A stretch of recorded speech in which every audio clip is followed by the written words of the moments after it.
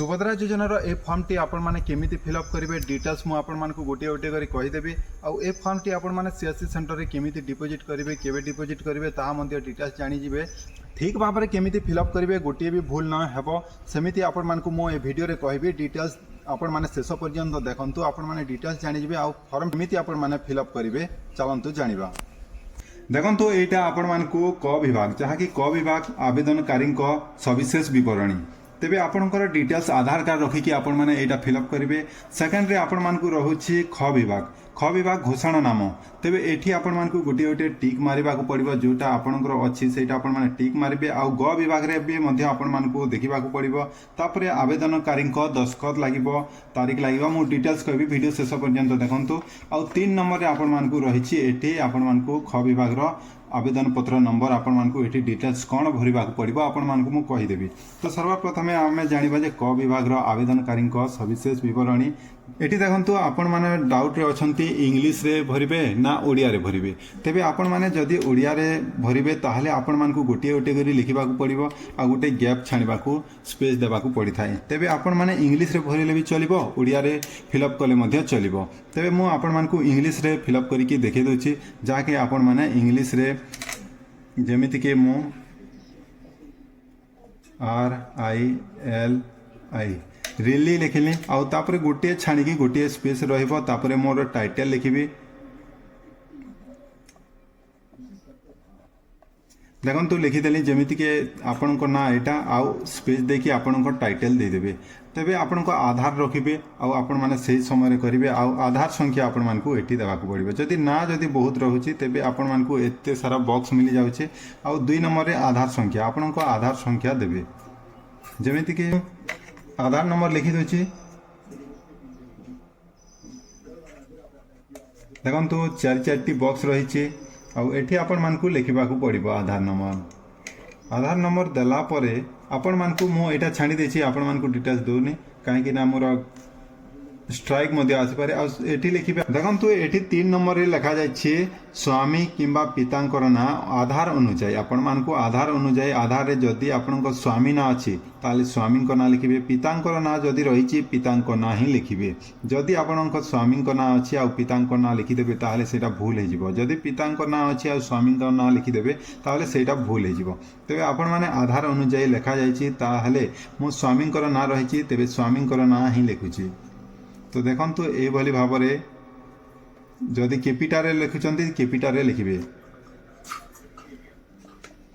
आउ स्पेस छाणिला परे एठी आपण मानकु आपणको टाइटल लिखिबा को पड़िबो आ तापरे 4 नंबर रे जन्म तारीख जेमिति कि आपण माने आधार कार्ड रे जो हिसाब रे आपणको लिखा जायति जन्म तारीख डेट ऑफ बर्थ 1993 जेमिति कि ए भली भाबरे आपणकर आधार कार्ड रे रही डेट ऑफ बर्थ जन्म तारीख सेटा आपण मानकु एठी ठीक भाव में लिखिबा को पड़िबो जदि आपन सर्टिफिकेट अन्य अच्छी आ आधार कार्ड अन्य अच्छी डेट ऑफ बर्थ ताहले आधार कार्ड ही आपण मानकु लिखिबा को पड़िबो। तेबे वर्ग आपणकर कास्ट आपणको को कास्ट तेबे आपण साधारण अटंती साधारण रे राइट मारिबे आ अनुसूचित जाति किंबा अनुसूचित जनजाति सेटा आपण माने कोटा सेटा आपण माने टिक करिवे जदि देखो 5 नंबर रो मु क्लियर कर देछि जहा साधारण मु साधारण जेनेरल रे जाउछि ताहले मु एटी कर देछि तापरे आ अनुसूचित जाति आ अनुसूचित जनजाति अछंती ताहले एटी टिक चिन्ह मारिवे। तेबे 5 नंबर क्लियर कर देली आ 6 नंबर रे आपण जदि शारीरिक भिन्नक्षम अटंती ताहले हां करिवे जदि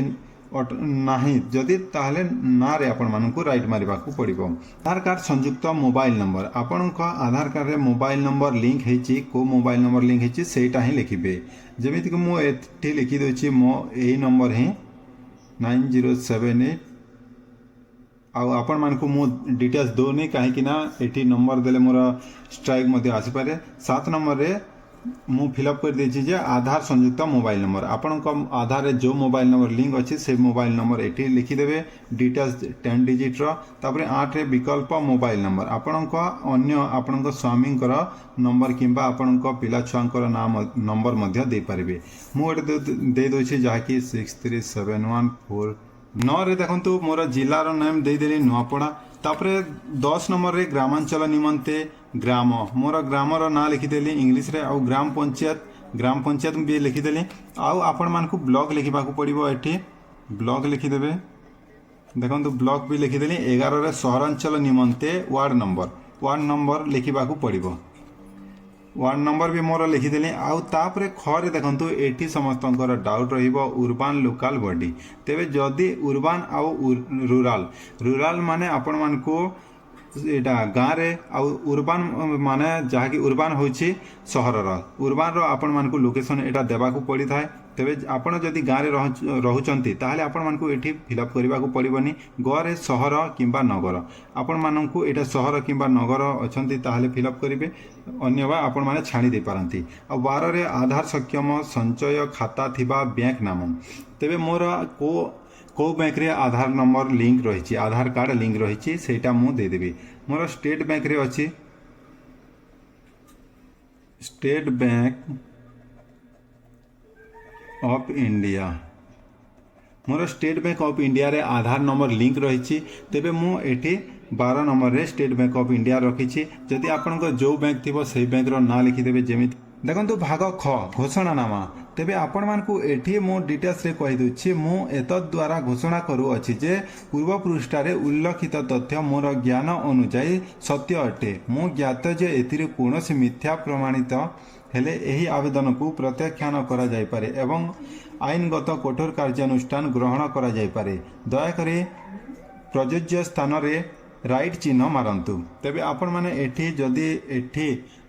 ठीक हे ताहले आपन जोटा ऑप्शन राइट अच्छी ताहले आपण माने टिक चिन्ह मारिबे तेबे मु ओडिसार बासिंदा ताहले मु एठी टिक चिन्ह मारिबी आउ 1 जुलाई 2024 सुधा मोर बयस 21 वर्ष किंबा ताठारु अधिक एवं 60 वर्ष रु कम अटे तेबे आपण माने 21 रु 60 वर्ष भितर अटंती ताहले एठी आपण माने एलिजिबल हेबे राइट रे आपण माने टिक चिन्ह मारि देबे बॉक्स रे तारे मु कोनोसी राज्य किंबा केंद्र सरकारक योजना अधीन रे मासिक 1500 टंका अथवा चतुर्थ किंबा वार्षिक 18,000 टंका अथवा चतुर्थ आर्थिक सहायता राशि पाऊ नाही जदि पाऊ नाहंती ताहले आपण माने एठी टिक चिन्ह मारिबे बॉक्स रे तापरे मु किंबा मो परिवार रे कोनोसी सदस्य वर्तमान किंबा पूर्वतन सांसद एमपी किंबा विधानसभा सदस्य एमएलए नुहंती ताहले एठी आपण माने बॉक्स रे राइट चिन्ह मारिबे तापरे एठी देखंतु मु किंबा मो परिवार रो कोनोसी सदस्य आयकर दाता नुहंती एठी टिक चिन्ह मारिबे तापरे मु किंबा मो परिवार कोनोसी सदस्य कोनोसी सहरांचल स्थानीय संस्था किंबा पंचायती राज अनुष्ठान रे जणे निर्वाचित जनप्रतिनिधि नुहंती वार्ड मेंबर किंबा काउंसिलर व्यतीत तेबे आपण माने एठी टिक चिन्ह मारि परिबे आ मु किंबा मो परिवार कोनोसी सदस्य भारत सरकार किंबा राज्य सरकार को कोनोसी